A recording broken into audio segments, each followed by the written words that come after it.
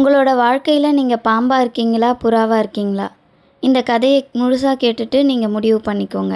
ஒரு பெரிய பள்ளத்தாக்கு ஓரத்தில் ஒரு பாம்பும் புறாவும் இருந்துச்சு. பாம்பு புறா கிட்ட கேட்டுச்சு, என்னை இந்த பள்ளத்துக்கு அந்த பக்கம் கொண்டு போறியான்னு.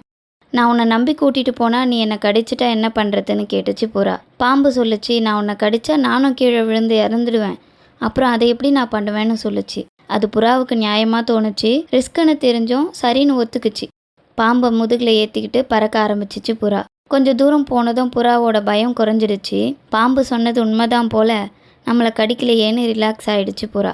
ஆனால் புறா எதிர்பார்க்காத நேரம் பார்த்து பாம்பு புறாவை கடிச்சிடுச்சு. 2 பேருமே கீழே விழுந்துட்டாங்க. அப்போ புறா வேதனையாக கேட்டுச்சு, எதுக்கு என்ன கடிச்ச? இப்போ நம்ம 2 பேருமே அழிய போகிறோமேன்னு. பாம்பு சொல்லிச்சு, என்னை மன்னிச்சிரு, அது என்னோட இயல்பு அப்படின்னு. இந்த கதையிலிருந்து நான் புரிஞ்சுக்கிட்ட ஒரு விஷயம், ஒரு வாட்டி தப்பு நடந்தால் அது தப்பாக இருக்கலாம், ஆனால் அதே விஷயம் திரும்ப திரும்ப நடந்தால் அது அவங்களோட பழக்கம், இயல்பு. அதை மாற்ற முடியாது, அவங்களா தான் மாறணும். வார்த்தைகள் வேறு மாதிரி இருந்தாலும் அவங்க நடத்தையே அவங்களோட உண்மையான குணத்தை காட்டும்.